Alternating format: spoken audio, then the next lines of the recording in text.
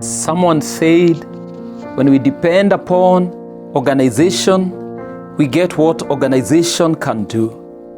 When we depend upon education, we get what education can do. When we depend upon man, we get what man can do.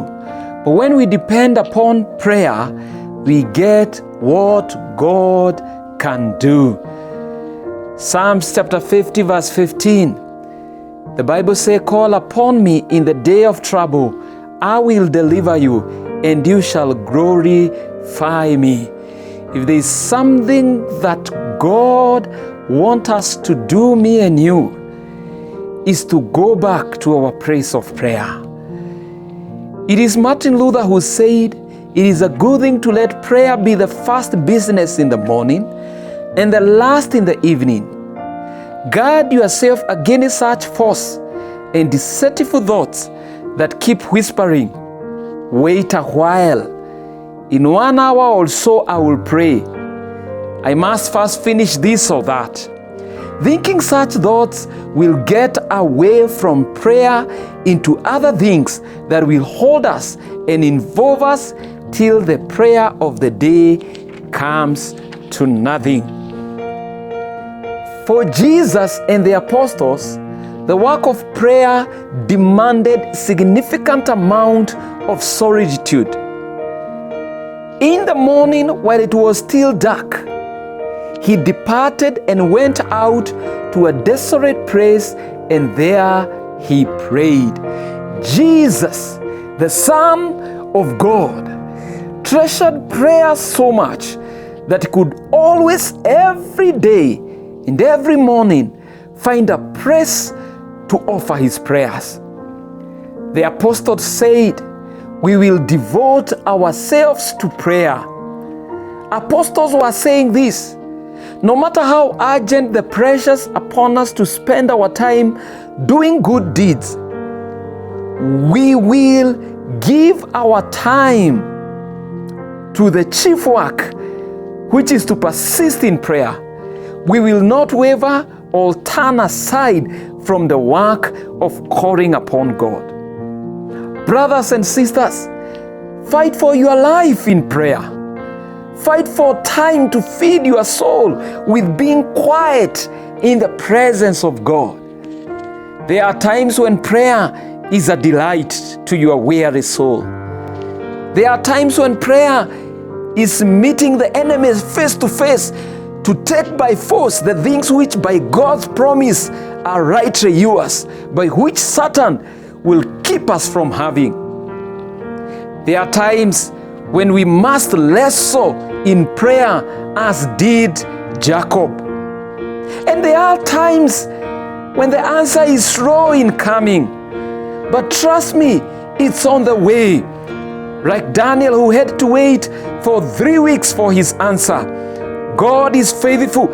As you pray, he's releasing the answers from above. Listen, only the person who believes in the power of prayer will deny himself the lust which the body demands in order to pray. The closer we walk to God, the greater will be the power in our lives. This closeness can be achieved in one way. Draw near to God, and he will draw near to you. Please never forget this. Before the devil can get you off course, he has to first interrupt with your prayer life. Before you can become comfortable with sin, Satan has to first rob you of your prayer life. Life is a war, and we are not contending against flesh and blood, but against principalities and against the powers and against the world rulers of this present world. When you pray, you are acknowledging your helplessness and calling upon him for help in order he may come and fight for you. The Lord will guide us day by day. Our struggle is to slow down long enough to spend time with God and to do only two things: ask and reason. I like what David used to do, and he says in Psalms chapter 5 verse 2, "Listen to my cry for help. In the morning, O Lord, you hear my voice.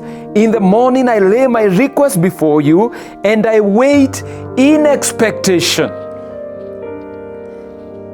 If it's Jesus himself, we hear how he used to pray in the book of Hebrews chapter 5 verse 7, that during the days of Jesus' life on earth, he offered up prayers and petition with fervent cries and tears to the one who could save him from death.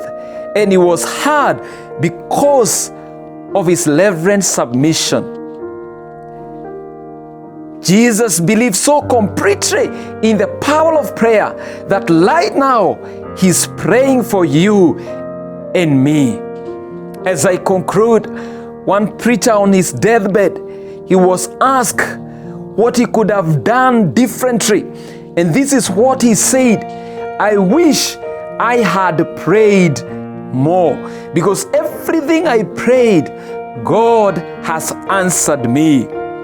Always remember, the things which are impossible with men are possible with God. Please go back to your place of prayer. God is calling you back to your place of prayer. May you be blessed even as you purpose to seek God in prayers. Amen and amen.